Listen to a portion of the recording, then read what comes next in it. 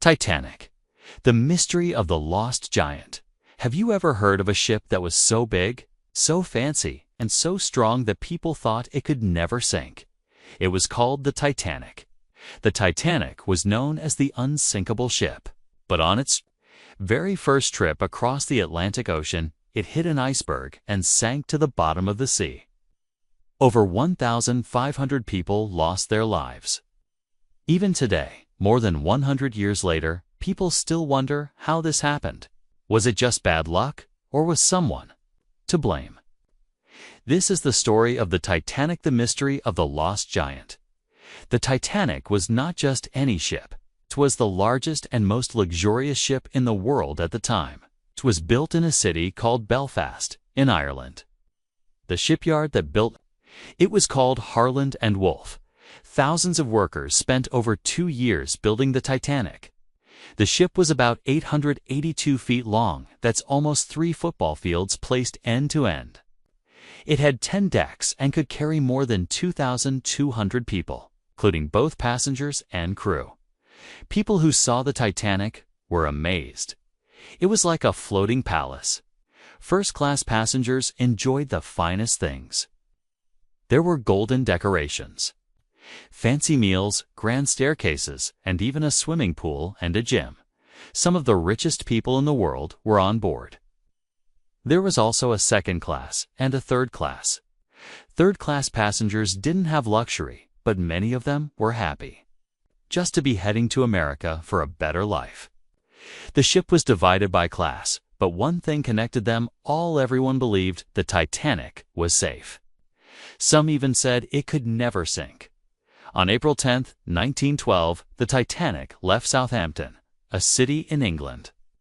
It stopped at 2 other ports, one in France and one in Ireland, before beginning its journey across the Atlantic Ocean to New York City. The ship was full of excitement. People waved from the docks. Passengers were dressed in their best clothes. Families were taking photos. It was a happy and hopeful moment. For a few days, everything went well.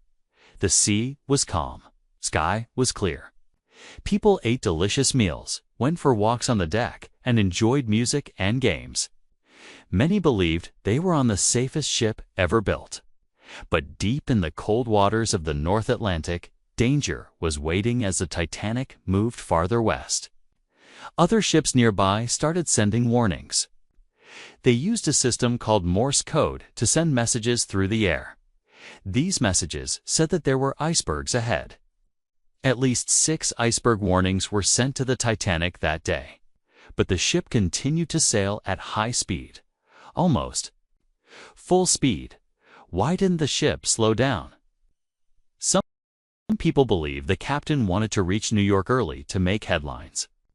Others thought the ship was so strong that an iceberg couldn't hurt it. Whatever the reason, the Titanic kept moving quickly through dangerous waters. That was a deadly mistake. Late at night on April 14, 1912, a crew member in the crow's nest, the lookout area high up on the ship, saw something big in the water. It was an iceberg. He rang the warning bell and called down to the bridge. The crew quickly tried to turn the ship and slow down, but it was too late. The iceberg scraped along the right side of the ship. It didn't make a big hole like in the movies. Instead, it tore open small cracks along several sections of the ship's outer wall. Water started flooding into the bottom of the ship. At first, passengers didn't know how serious it was. Some didn't feel the impact. Others thought it was just a minor accident. But in the control rooms, the crew quickly saw that the ship was in real trouble. 5 of the ship's compartments at the bottom were filling with water. The Titanic was designed to float with up to 4 flooded compartments, but not 5. Slowly, the front of the ship began to dip into the water. The back lifted up. The ship was sinking. The captain ordered the lifeboats to be uncovered and said, "Women and children first." But there was another problem. Titanic didn't have enough lifeboats, even though it was carrying more than 2,200 people. There were only enough lifeboats for about 1,200. At the time, this was allowed by law. The rules were outdated, based on ship size, not the number of passengers. People thought lifeboats were just for short trips to another ship. No one believed they'd actually need all of them. To make things worse, the crew was not fully trained. Many lifeboats were lowered, half empty. Some people refused to get in. They believed the ship was safer than the tiny boats.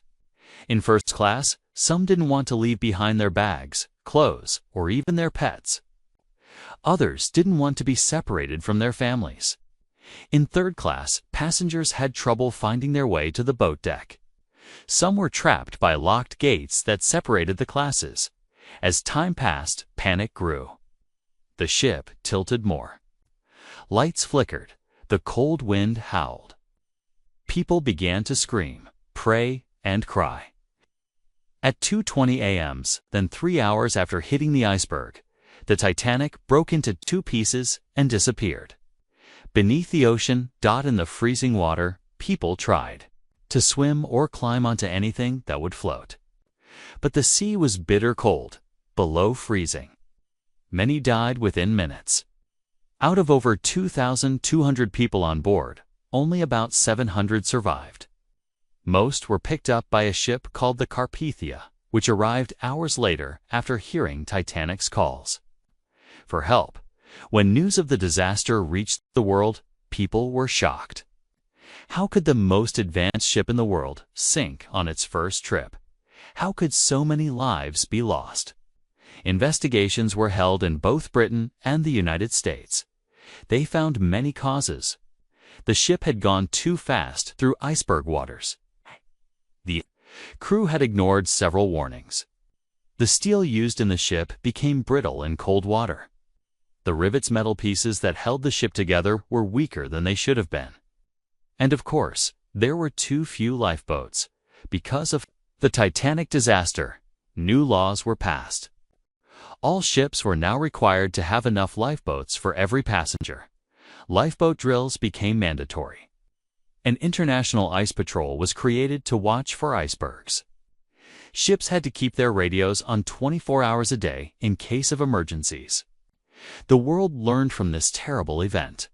For many years, no one knew exactly where the Titanic sank. Then, in 1985, a team of scientists and explorers found the wreck. It was more than 2 miles below the surface of the ocean. They used special underwater cameras and machines to take pictures. The ship was broken in two and covered in rust, but much of it was still there. Plates, shoes, suitcases, and even parts of the grand staircase were found. It was like stepping into the past.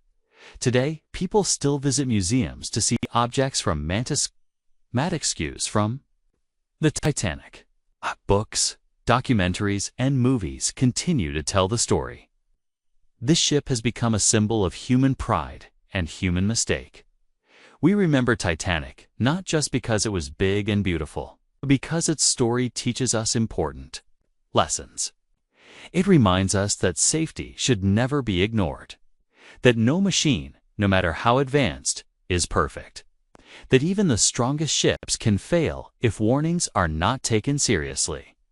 The Titanic was called the Ship of Dreams, but in the end, it became a nightmare.